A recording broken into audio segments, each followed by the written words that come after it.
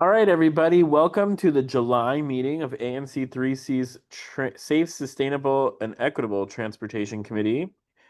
I am Adam Prinzo, the Commissioner for 3CO2 and co-chair of this committee, and I am also very wet, so I will not be coming off camera right now.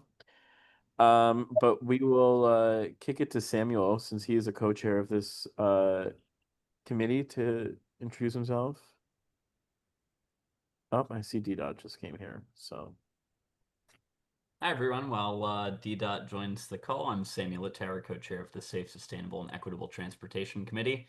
In a moment, we'll be joined by members of the Department of Transportation here in the district for a presentation on safety concerns facing Ward 3, specifically Connecticut Avenue. So, Adam, I'll kick it back to you as I'm still pulling up the agenda for this You're evening. fine. Hi, Ted. I'm assuming you're going to need to share your screen. Yes. Okay. Janelle, can you make him co-chair? I cannot. Okay, you're now a co-host. Okay, great. Let me pull up my. And thank you for joining us. And the suspense has been killing me since you guys posted the other ANC's stuff.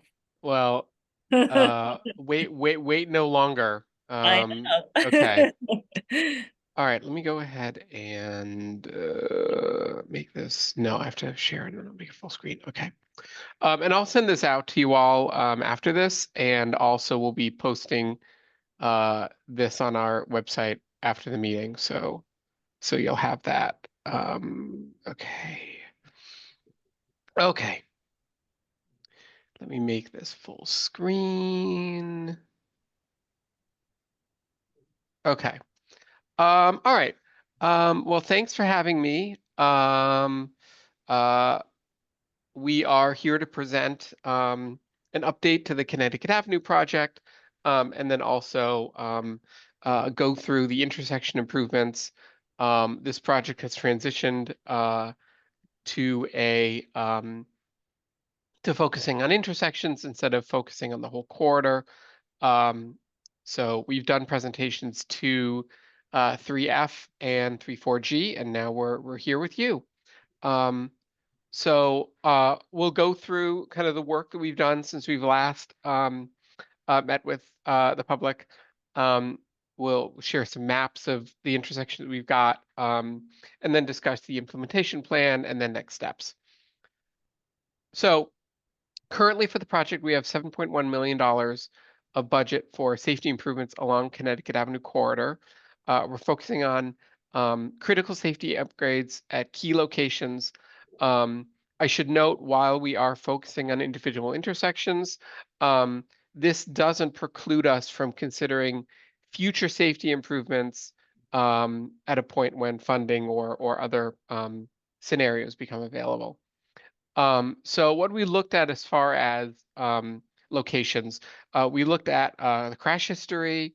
We looked at locations where the pedestrian crossings are uncontrolled, meaning there is a crosswalk without a signal. We looked at intersection geometry that's particularly challenging to some or all modes to see if we could make it better. And then we looked at intersection sightline obstructions. And this picture on your right is an example of that, where the bus shelter, and then there's a traffic signal box behind it that obstruct sight lines for drivers, making them it's hard for them to see pedestrians. So these are kind of all the factors that we looked at in evaluating the intersections and to see what improvements we could make. So we looked at crash history from 2018 through September of last year. And then we used kind of a cost-benefit analysis to evaluate the crashes and determine kind of what we could do to mitigate those crashes. And crashes that resulted in a fatality or a serious injury or involving a vulnerable user, a bicyclist or pedestrian, those raised to the highest or higher in our rankings than a regular crash. And what you can see from this map is And while we're focusing on the intersection, because most of the crashes took place at intersections. So you can see this heat map, pretty much everywhere that lights up is an intersection. Okay, so moving on. So we'll go through the intersections we're proposing improvements to. We have a map for each ANC. This is yours. We'll just show you an overall map of what we're doing for each ANC, and then we'll go through the intersection plans with you all in more detail. But this is what we have for you. So this is 9 intersections, one of which is on the border with 3F. Tilden, but the rest are all fully in U. You'll see most of them are in green. That means they're the highest priority. We kind of put these into 3 tiers when we were evaluating them. So tier 1 is the highest, down to tier 2 and tier 3, which are lower. So most of these in your area are in tier 1, meaning we would move on them faster than we would the other ones. And then you've got a couple in tier 2 and then 1 in tier 3. But that's 9 in your area. And then again, 6 in 3F, of which 1 they're sharing with you. And we presented these to them. And then 8 in 3,4G. And that's a total of 22 intersections along the corridor that we're proposing improvements. For the ones in 3F and 3,4G, they're on our website, so you or any members of the public can look through those. And but today we'll focus on the ones in 3C. So starting in the north and going down, we've got Tilden. What we're proposing for this intersection is to stripe the bike lane crossing so the drivers are aware that they're crossing a street with the bike lane. We'll be putting in concrete turn wedges to slow turning drivers, relocating the northbound bus stop to the far side of the intersection to reduce some conflicts with drivers who are turning right. And then the concrete turn wedges are here twice. So that's what we're proposing for Tilden. For Sedgwick, what we're proposing is we're proposing to put in a centerline hardening. And what that does is drivers that are turning, making this turn from northbound Connecticut onto Sedgwick have to do that at a slower, slow them down as they make that turn. And then also these driveways that are south of Sedgwick would be right in, right out. So you wouldn't be able to make a left turn into or out of them because you've got a raised, this would be like flex post basically in the center line so that you couldn't physically cross it. Moving on to Ordway, this is one of the intersections that got a lot of improvements in the Cleveland Park Streetscape project. But we did look at it and we determined that there are some signal modifications that we could make at Ordway to improve some safety for drivers turning left. Moving on to Macomb, another Cleveland Park intersection. Our proposal here is to move the bus stop so that people who are accessing the businesses don't have to cross Macomb to do that. And also it reduces some conflicts with drivers who are making that right turn at Macomb. Moving on to Devonshire. This is one where, again, centerline hardening. So basically flex posts in the center line to prevent people from making a left turn out of this driveway. We also would be able to add a crosswalk on the south side of this intersection that isn't there today. Moving on to the zoo crosswalk, our proposal here is to install flex posts through the crosswalk so that drivers wouldn't be able to make U-turns in this very long crosswalk. Moving on to Cathedral, and we've got 3 more to go, and I'm happy to take questions on these. Cathedral, we're proposing a centerline hardening, again, to slow left-turning drivers. We'll be installing that crosswalk on the north side where there isn't one today. And and then moving the bus stop again to the far side of the intersection, again to reduce conflicts. Moving on to 24th, our proposal here is to rebuild this kind of part of the intersection where 24th comes in. There's an island in the center. Our proposal would be to remove that and instead to bump out this northwest corner. What this would allow us to do is this would allow us to shorten the crosswalk across 24th Street and then also install the crosswalk on the north side of Connecticut that isn't there today. And then slow drivers who are making this turn from Connecticut to 24th. And also making the intersection kind of more kind of perpendicular allows drivers to see each other a little bit better and again, make turns slower to improve safety. And then the last intersection is Calvert. This one is already part of another project that we've been coordinating with, but the proposal here is to stripe the bike lane through the intersection again so that drivers are aware that they're crossing a street that has a bike lane, and then add left turn pockets on both northbound and southbound Connecticut. So our next steps is we have $7.1 million over the next 2 years to implement all of this.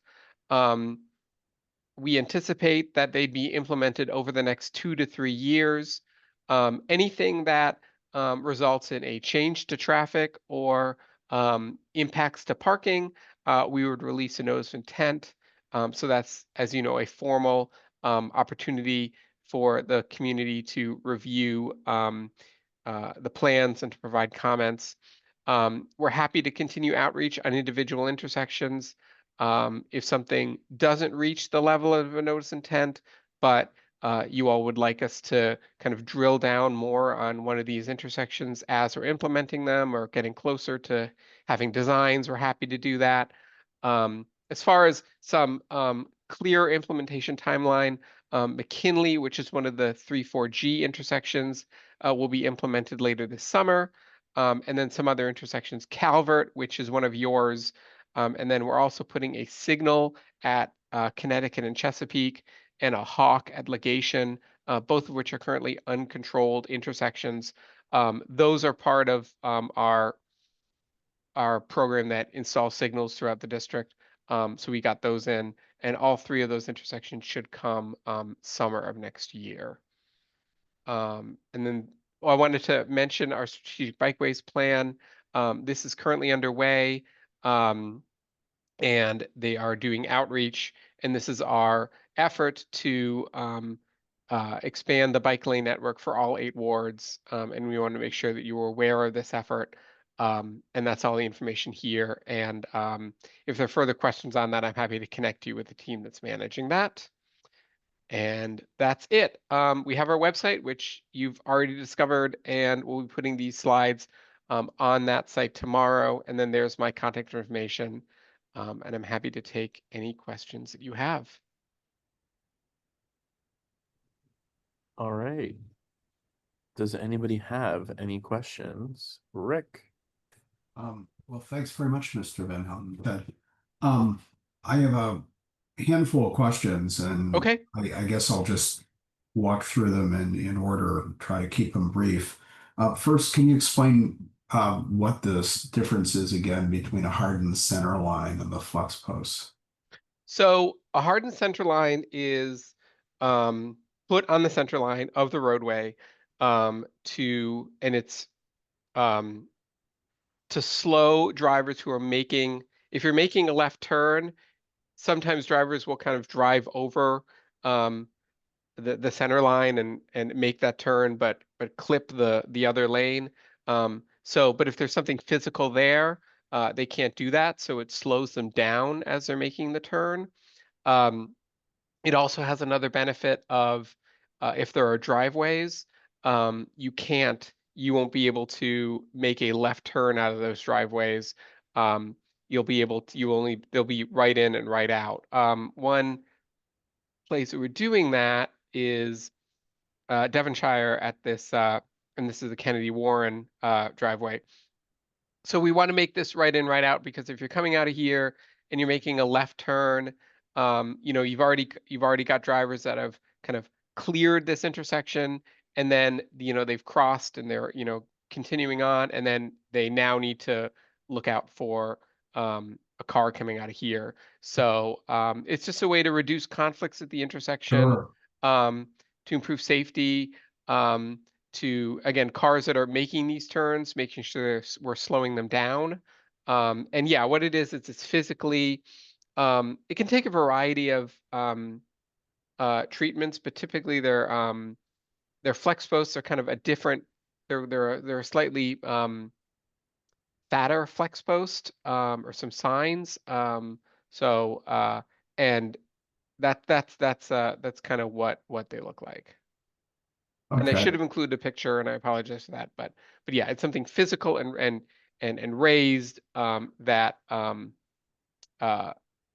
prevents you from, you know, driving through it, if to make a driveway right in, right out, or you know, Sure. slowing you. Maybe if you could, you know, later sometime this week, maybe send photos of what, you know, they look like, say, versus the flux posts, which I think we all understand the latter. Hmm. Next question on the Ordway Street intersection. Can you maybe share some of DDOT's thinking for the addition of a directed left turn arrow? And I ask because, you know, I think Ordway Street there is a local classified street. And so the question would be, is DDOT, you know, thought about what the impact of a left turn arrow would mean for westbound traffic? So Considering especially that, you know, the intersection at 34th Street is also, you know, some would say challenging. Would that exacerbate the issue there? so I don't know if it would be a specific left turn arrow, um, because often to do that you need a specific left turn lane or pocket, and we're Uh-huh. not providing that. It's more looking at the operations of the intersection, looking at the current, you know, timing or schedule of the intersection, or of the signal, and seeing if there are modifications that we can make to the timing of the signal, to improve safety, specifically for drivers who are making those left turns. Okay, thanks. Um, that's helpful. And then the final question, it's really more a comment. I noted in one of your original slides, you pointed out the, you know, removal of or modification of certain, you know, devices, boxes, other things that impair driver sight lines to make intersections better, and that's great. You know, if as you look at other streets, and I figure you probably have some, you know, jurisdiction over other routes too. You know, one thing that has come up in our ANC off Connecticut Avenue would be the utility poles, including where you see multiple utility poles, often in such close configuration, you know, because maybe a new higher pole has been put in, but the legacy pole stays for a decade or more.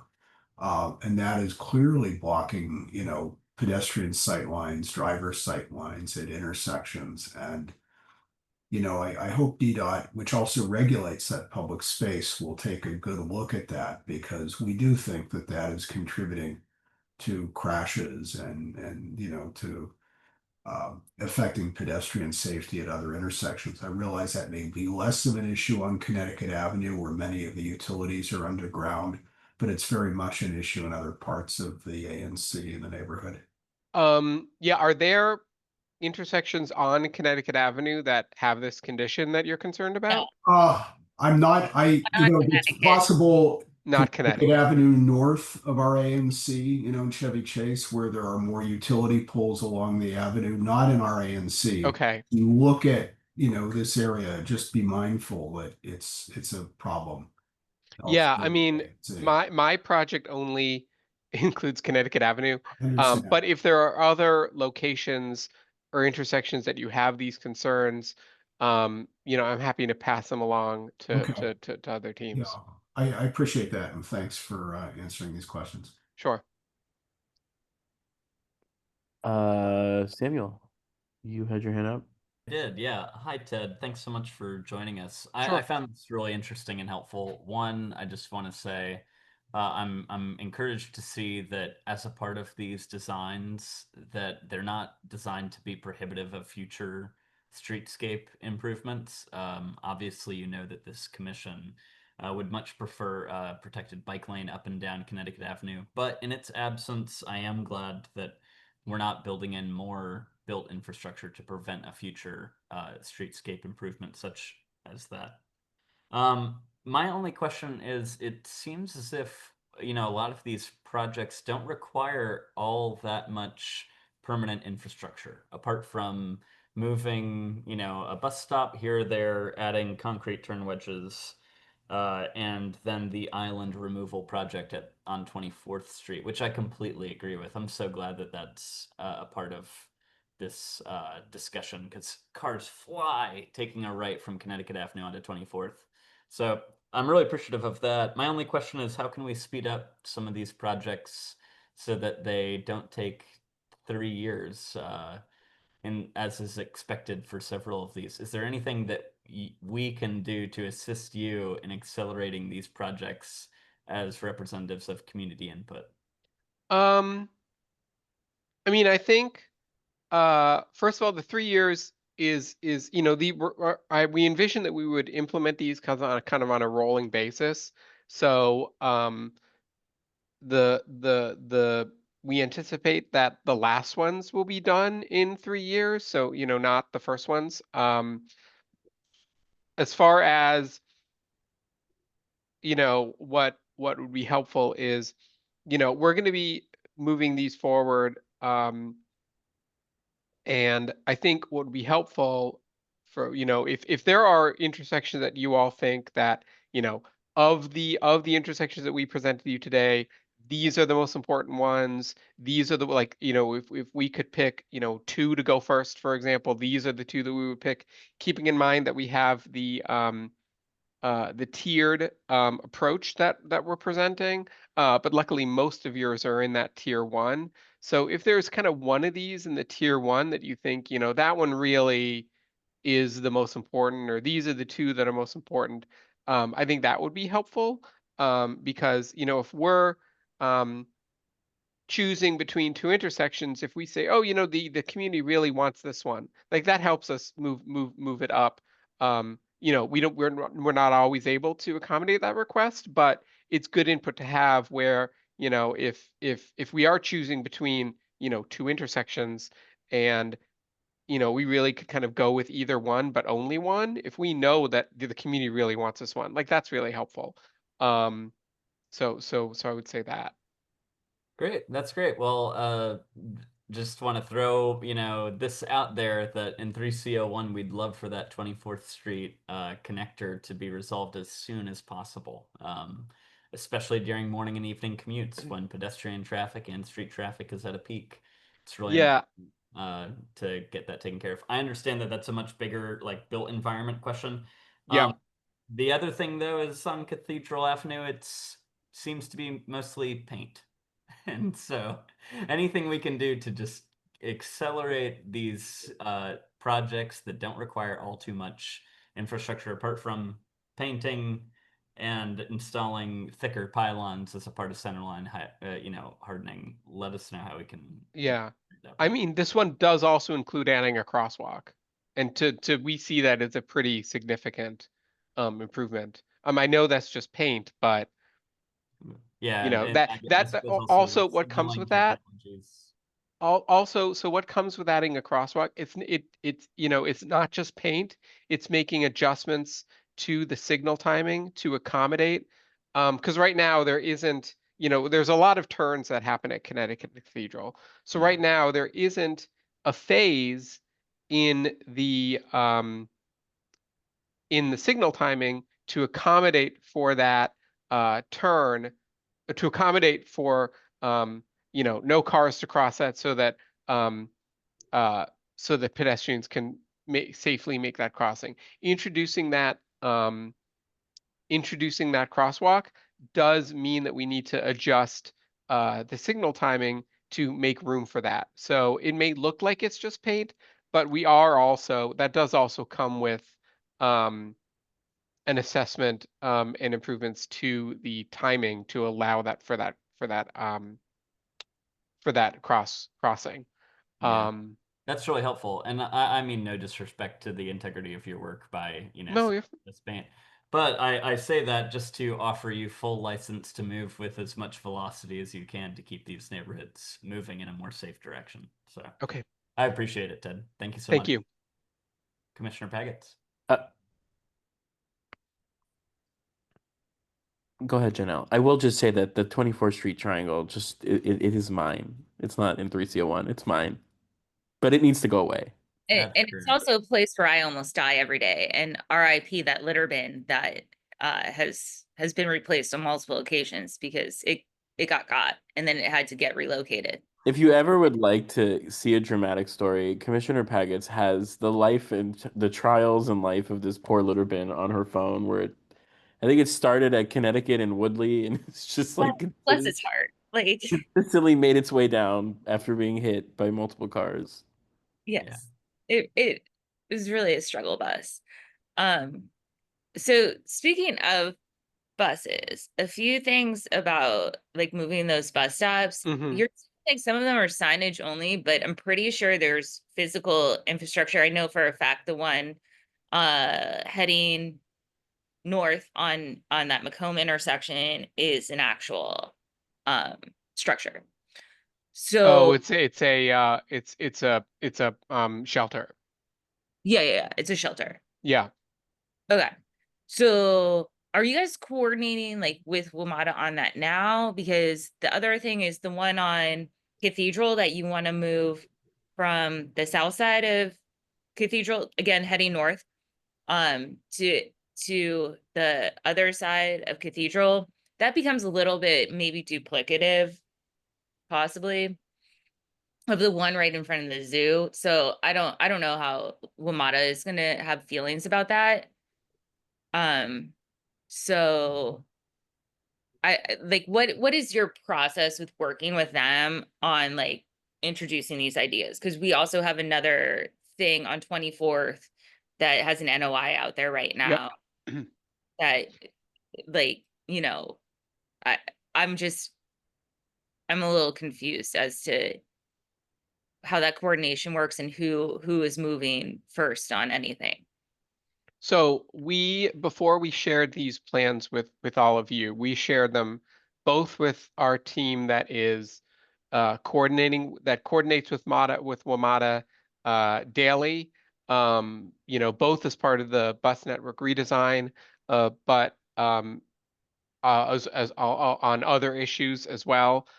So that team in DDOT reviewed these plans, and then the bus team in WMATA reviewed it as well, and did provide comments that we incorporated into the project. So our bus team has seen it, our WMATA has seen it, and we'll continue to coordinate with them as these move forward, especially if it requires, moving a shelter and finding a new spot for the shelter. And there's a lot of specifications for that, and coordination would continue. Coordination has happened on this, and it will continue to happen on points like that. Gotcha. So When this says signage only, what that means is we wouldn't, so there is a concrete bus pad in the roadway. What that means is we wouldn't take out the concrete bus pad and build a new one. And that's something that kind of throughout the district, if we're moving a bus stop, we don't, I mean, sometimes we do, but typically we're not we're not taking out the concrete bus pad just because that's such a huge expense. So that when you see that in this presentation, kind of it means we're not taking out the concrete bus pad. okay, but it means like if there's a shelter there, like you're gonna grab that shelter and move it along with like the little pole and the flag, Yeah. right? Okay, sorry, that is a little misleading. Yeah, that's fair. And then the other thing about, like, to Samuel's comment about it's paint only, and I get, yes, the signals need to be timed and all of that. That the intersections, like especially the ones on Devonshire and Cathedral, are close to the zoo. And people visit the zoo and have never witnessed, like, they don't live in cities often, so they're not expecting to cross in a signalized crosswalk from time to time. They will just cross. And I've witnessed this. Even if the signal is telling them to stop. If there's no crosswalk there, because there's the crosswalk on another part of the street, they will assume that somebody forgot to paint the crosswalk where they want to cross because it's their desired path. And I don't blame that. And this happens, like, I'm at 3100 Connecticut, literally across the street from the zoo parking lot. And the amount of people I have had to stop from crossing as pedestrians into the zoo parking lot over the course of living here for 15 years would blow your mind, because they don't expect there to be that giant crosswalk. They are just, they see the cars are going in there. That's where I go too. Because they're not everyone lives in an urban environment is, I guess, my point. Yeah. I'm not saying they're dumb. Like, I totally get where they're coming from. Like, it makes sense, sort of, but it's incredibly dangerous. And like people with strollers and stuff. But so like people are gonna people.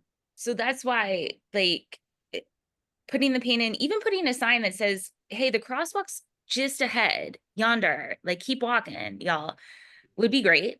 And then the other thing that leads me to my zoo crosswalk, with the flex posts that are going to go in there, and hopefully those guys are going to be the more sturdy variety, because the other flex posts, a couple of them are down, although they did a really good job. They stood up a little bit longer than I expected. I mean, I had a few going down the first week, but aces. They've been there for like a year and a half or 2 years or something, and that got installed overnight. And that was awesome to wake up to. I feel like it was right around my birthday, or it just felt like my birthday, because they just appeared one Sunday morning. So yeah, getting those in the crosswalk is definitely a priority, because people U-turn constantly in that intersection. And if we can like class them up a little and make them like look like little penguins, or I don't even know what, giant grizzly bears, make them a little bit cute or menacing, cool. Like, the ANC is happy to contribute. Like, if we can put an art over what's proved as, the infrastructure, like, let's do something creative too. Maybe people won't want to run over the penguin. They might have wanted to run over the flex post, right? So if there's like that opportunity to introduce like that kind of, because I know people say the flex posts are ugly. Okay, sure, that's an opinion, but they're a safety measure. They're not meant to be art, but definitely get them in there. And if we can class them up a bit, let's do that. And make them as sturdy as humanly possible. And then I feel like I had one other thing. Adam, what do I always complain about other than the things I just mentioned? The list goes on. Oh, well, that's true. Your usuals. Oh, the concern that I have with and this is a bit of what the experience has been after the flex posts went up in front of where they are in front of the zoo, those hardenings there, was that then caused more people to make that U-turn in the zoo crosswalk because the flex posts aren't there. So if making that right-hand turn only out of the Kennedy Warren is going, and that's not their main driveway where their residents would be pulling in and out of, right? That's like where pickup and drop off for like Uber drivers and whatnot would happen. Like, is that going to cause them to turn right and then illegally U-turn on that intersection of Devonshire that we're trying to put that new crosswalk in? I think they would people who are making that left now. I think one thing we looked at is the impacts of that, and the network would be able to absorb that, and not every single person may want to make that movement. I think what we would do is, as we, and then this is what we say throughout the district, as we implement stuff, it sometimes does take drivers a bit of a time to get used to something. So, you may see a driver make that movement the first time they encounter that after it goes up. But in general, we put something in, and traffic settles to a new equilibrium, and we get this concern, that so if there's a concern about, oh, if you do this, it's going to cause this, or it's going to cause spillover effects onto this other block. That may be true immediately after, but traffic settles down. So I would say that we don't anticipate that everything we're proposing it because it'll improve safety, and so I would say that if there are issues that come up after this, give it some time, and then if it 6 months, if it's still, after we put something in, if it's still an issue, then we can go in. Of course, if there's something that's installed incorrectly, or a really acute safety issue, we're happy to address it. But in general, we try not to make knee-jerk reactions to after we put something in, just because we want the drivers to adjust to new things in the roadway. So I would say if you do notice something like that happening, either at that location or another location after we implement this stuff, we certainly want to hear about it. But depending on what actually is going out there, it may be something that kind of settles after something has been in there for a few months. Yeah, well, now that you are just talking through that, I appreciate that answer. I guess the volume of traffic coming out of the Kennedy Warren is significantly less and a tolerable risk than like the Uber drivers that are, and I'm not saying it's just Uber drivers, right? Whatever's dropping off in front of the zoo that's wanting to go back downtown, right? And that's going to be the more popular, more risky place, definitely more risky place to make that U-turn. And that's one of the intersections that I think is going to be one of the ones, the crosswalk, the priority that we put on your list to do. Okay. Which I believe we already have a resolution on, or a few We did. specific that intersection. So if that's helpful, and it's not going to affect parking, so no NOI needed, just lickety split. My Okay. birthday is coming up in October, so keep that in mind. Thank you. Okay. I think that's all from me for now.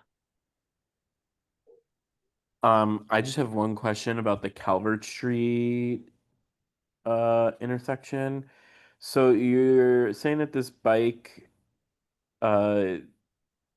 what's the word? Lane is part of a bigger project. Is that project for the bike lane on between 24th and 29th on So no, what I mean is there's the bike lane that's on Calvert. So what we do is we would have kind of green hash marks through the intersection for two reasons. One, for bicyclists who are crossing the intersection, it kind of gives them a guide of kind of where to go and how to get to the bike, how to get to the other side of the intersection. And then drivers who are driving on that, are the green hashing gives them a notification that, hey, there's a bike lane on this, that there's a bike lane on the street you may encounter, especially if you're making a turn, you may encounter a bike. So it kind of solves, it kind of addresses a number of issues by doing that. Okay. There is, at least the last time I looked, or was told, there is a project in place to flip the bike lane on Calvert with the parking. I think from 24th to 29th, or maybe it is Connecticut to 29th. So that's in conjunction with the Wardman Tower development. Mm-hmm. So just, I guess, be mindful of that like we don't paint we don't paint the bike lane and then the bike lane moves. Yeah, I mean, our team who works on that is kind of the same people, but I can make sure that that is a thing that happens. Yeah, perfect. And then the only other thing that I would say is the Connecticut and Calvert intersection, like there are a lot of people that make illegal U-turns there. So I don't think I don't think we should harden it, but like maybe just a way to, I guess that left turn lane would kind of prevent people from doing that. Yeah, for this we're proposing a left turn pocket on Connecticut. Okay, that's fine. I will just say there is a lot of people there that make illegal, usually Marylanders that make illegal U-turns. Drives me crazy. But that's all I had. I don't know if anybody from the community, Kay, or anybody had any questions, comments, or concerns? No? Okay. All right. Well, if anything comes up after, again, I'll send you all these slides, and you're welcome to reach out to me, and I'm happy to answer any questions if something comes up after tonight. Thank you. Thank Okay. For your work and patience on this. No, Appreciate thank you. Yeah, thanks, Ted. Okay. Have a good night.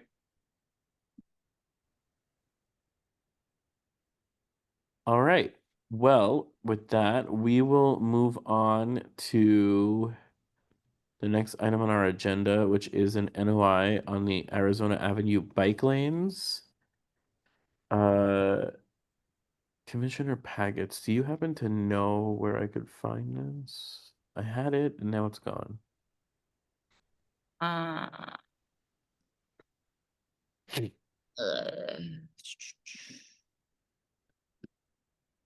the better bus.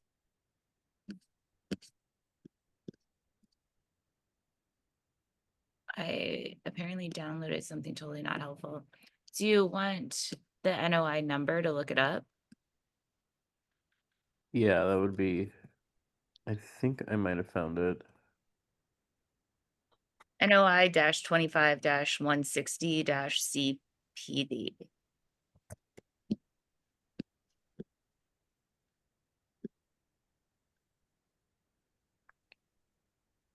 (160-CPD). Yes. Okay, well that's giving me ANC8B. Oh, nope, found it. It was just slow. All right, I'm gonna put this in the chat. This is about removal of a protected bike lane that was just put in on Arizona Avenue.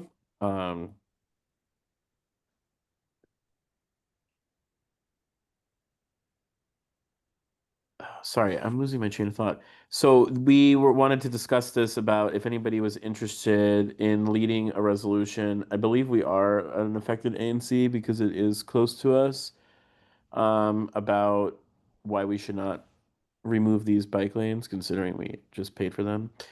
But I can turn it over to Commissioner Pagets because she might know a little bit more about this than I do. Yeah, so this is in 3D. 3D's ANC fought long and hard, engaged with the community. People wanted this bike lane for years. It was finally installed, and now because somebody who has the DDOT director's phone number / lives in Palisades with her, thinks the flex posts are ugly, the bike lane is being removed along with another project to do some improvements, but the bike lane's not being put back in. Not only does this go against what that community, that ANC, that process like landed on and was installed, it is bad luck writ large for uninstalling things that were rightfully engaged and had the proper process, right? So it's not just 3D that's ultimately going to be affected by this decision and this changing of the status quo, or I don't even know what to describe it as at this point. But it's everybody else throughout the district. So it sets a new precedent where DDOT had always said that they would improve things like moving forward and not just take them away writ large and replace them with nothing else. So that's my 2 cents on it. 3D is obviously wanting to keep this bike lane because it does make a connection to another trail that's coming online soon. And Samuel, it seems like you know more about the bike network than I do. I'm the bus girl, so I got buses covered, but bike lanes are a little bit more not my cup of tea. But I'm also just not a fan of the process. I will say 3D passed a very strongly worded letter about this as well that I could share if anybody's interested. Yeah, I was just actually looking for that because my idea and thought behind it is to follow their lead and then just add in and I think they probably have that in there too about how this sets bad precedent moving forward. I want to say 5F is also passing something. There's a few of the commissions in Ward 1 that are also working on things.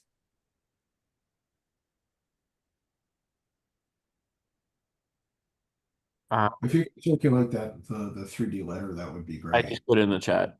My reaction is generally I'm skeptical, or at least I think it should be a high bar before we take a position on an issue that is, within another ANC. But I am, on the precedent point, troubled more by the process, or maybe what I'm hearing to be a lack of process here. I mean, there was a process to install these bike lanes in which 3D and the community were involved. And if there is some compelling reason why those lanes should be removed, well, then DDOT, and the community need to go through a similar process that shouldn't be, removed as part of some other construction process without a full, vetting and debate. So that to me is the bad precedent that is being created. And, I think that's something that we all should be concerned about.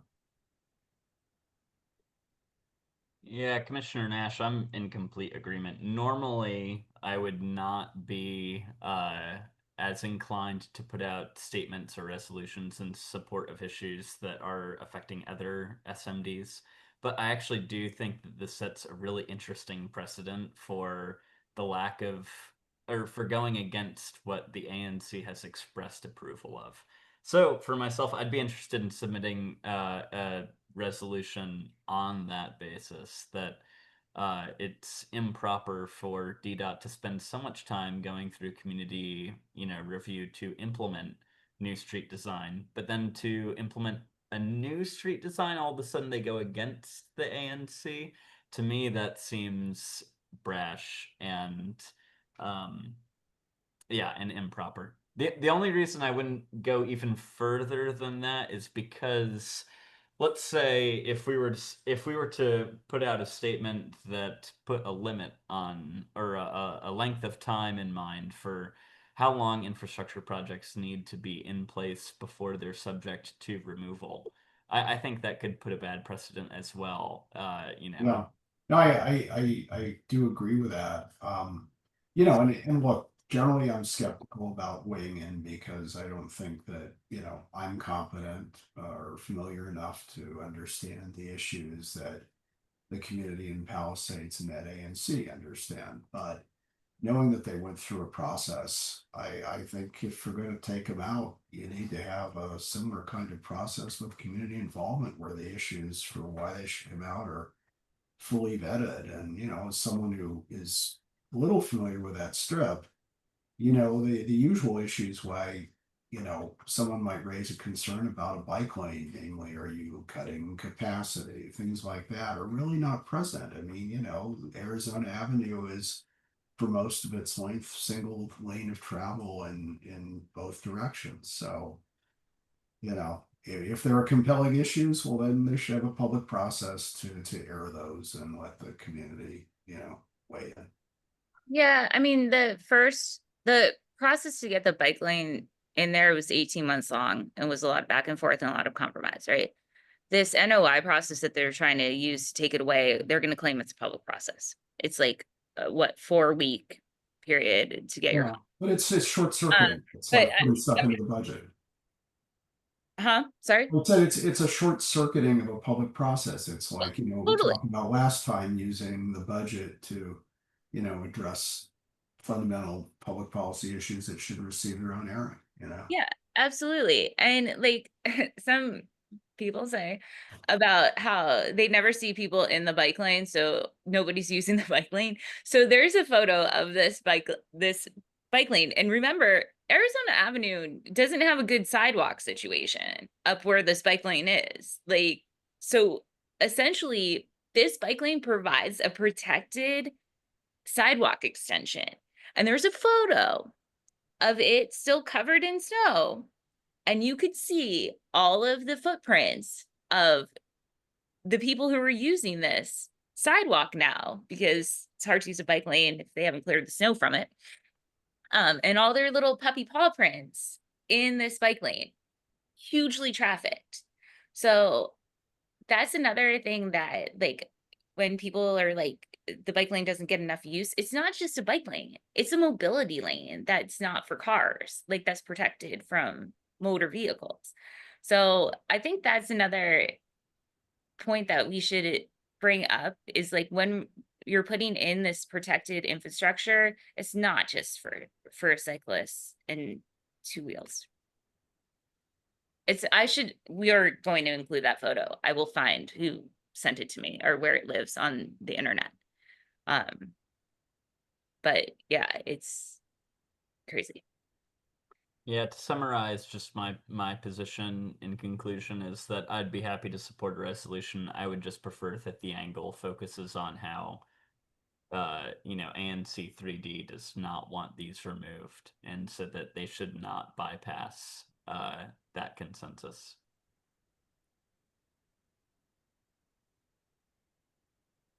I will say that ANC6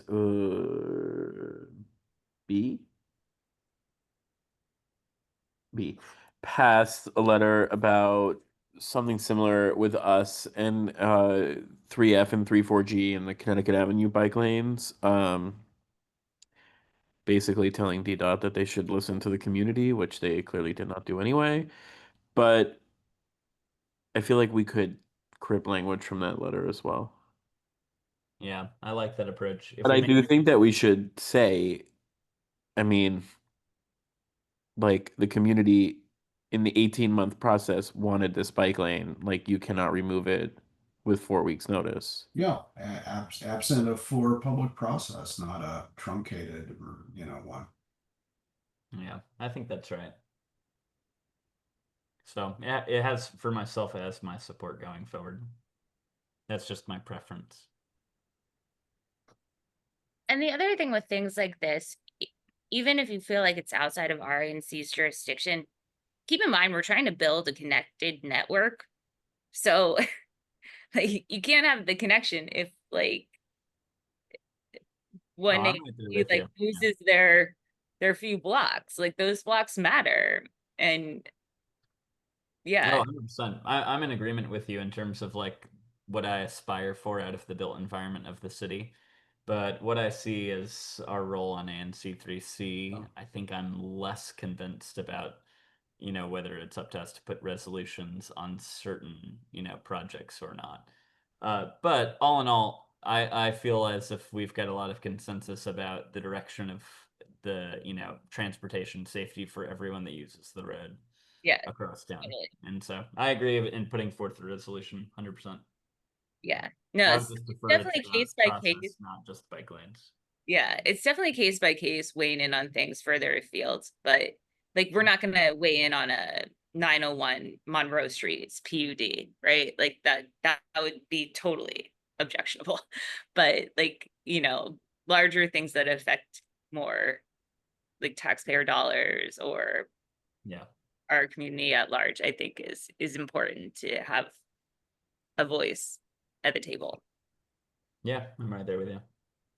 So I'll work on drafting something up based I on can help you if you need. yeah, you can help me because you've been helping collect a lot of the others. So we'll come up with something to Yeah. pass along. And Right. I would be glad to be included on that resolution. I'll add comments and whatnot.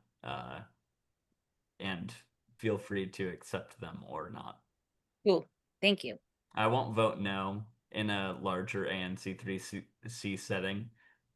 If it contains too much absolute language on the specifics, I might abstain. That's how I intend to vote. Yes or abstention. And I would be the same. And again, I think, we'll have the strongest impact if we focus on the public policy process, the public process and, the unfortunate precedent that this creates. Well, if you could both add your comments and concerns prior to the meeting, it would be helpful so that we can resolve them. Will do. Yeah. Thanks, Janelle. Absolutely. All right. And I will be adding one thing to the agenda. We are the subject of another NOI, or rather, I should say myself, and I believe DDOT might be trying to assassinate me. DDOT would like to remove 6 parking spaces on 24th Street Northwest to make room for a new C53 bus stop and layover behind the grocery store, which I just put in the chat. Apparently, the C53 cannot make the turn safely. No, well, it's not the making of the turn. It's the the backing title. up Yeah, at current situation. because it's a bus stop that's used by the C53, which is a extra large bus, as well as the D70. So there's just a lot going on for that one bus stop. The C53 is a form of the old 90, and also the DC circulator, according to this NOI. It runs 24 hours a day, which it is probably one of the only Ward 3 buses that run 24 hours a day, or at least in Woodley Park. So my And it runs all the way to Congress Heights. correct, sorry, it Which runs is all the way to why Congress Heights. it's one of the bigger buses because it's going through Admiral, Morgan, U U Street, Street. Columbia Heights, I believe, at some point. Yeah. So I will just say that I am generally in support of it. I will like to. The only real reservation that I have is for loading for the grocery store, and McDonald's and Flavorture, the restaurant. Flavorture mainly more so because they do not have frontage on Connecticut Avenue, but there's no real perfect solution for this, and this is the best that we're gonna get, at least for now. So I personally am generally in support of it. I would be open to hearing everybody else's thoughts. Janelle and I have talked about it. Adam, did I Hi, freeze? can you hear me? Hello? Did we lose Adam? Looks like he's still on screen. I don't hear him much. Okay. My internet connection is unstable too, so I'm gonna go off video, but I hear Adam loud and clear. okay. Oh, look at that. Can you hear me now? We can. Okay. So I think the Wi-Fi in this building is about to like collapse. But I would love to hear everybody else's thoughts. Janelle and I have talked about it a little bit yesterday with the Woodley Park Community Association. But I'm open to everyone's thoughts. That's my general viewpoint is that I am supportive. I do have hesitations.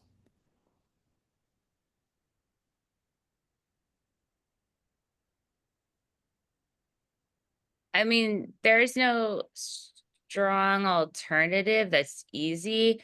I think that in the response to the NOI that we ask that they educate the community about the change of the bus stop location, and we ask what they're going to do to mitigate the exhaust and the noise Yeah. from the buses being there, because this is a terminus spot or the starting spot, whatever one calls it in technical bus term, where they're not just sitting there idling, which I think is I don't see WMATA encouraging buses idling in anywhere for extended periods of time. But just to have some clarification on that, and also noting like there needs to be some coordination of curb management to accommodate the loading for the businesses that need it on that side of the street. Although I have no I think McDonald's and the grocery store probably do it in the dead of night and can do it on the Connecticut Avenue side. But yeah, the Flavor bit might be a bit trickier. But So, there's also like the issue of like the pickup drop off / loading zone potential, and just wiping out any kind of short-term parking on that street, since I don't see it getting like that much use. so I mean, listening to this, it doesn't sound like there's a great obvious solution. And, Adam, you know the area best, you're pretty familiar with it. I mean, certainly would defer to the community and, how you interpret community sentiment on this. I guess one question I would have is just looking at the photograph that you sent in the chat. I mean, could the proposed, parking removal zone be shifted ever so slightly north without, compromising too much of the drop off space closer to the metro stop itself? And, that would move it away from more of the businesses and the buildings, No, because there's a crosswalk there, Uh-huh. and you need to keep that crosswalk there. And there's also that power generator that's going to be there for like the next 4 years, right above the crosswalk, where I think it's that red bump out on Yeah, the but things weren't allowed to park there anyways. Like or cars weren't allowed to park there anyways before that. But Rick DDOT also noted in the NOI that there were some of these parking spaces that they're proposing removing are antiquated and aren't up to code anyways, so they should have been gone before this process, because I think they are too close to that crosswalk to begin with. So there's probably 2 spaces that shouldn't have been there that are included in the 6 that they are eliminating. Does that make sense? Yeah, I mean, I understand the point. Yeah. So there's that.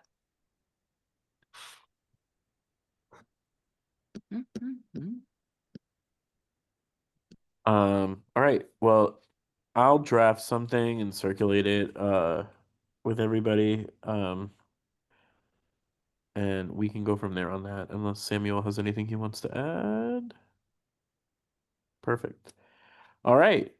Well, with that, I hope everybody stays dry and continues to have electricity through this crazy storm.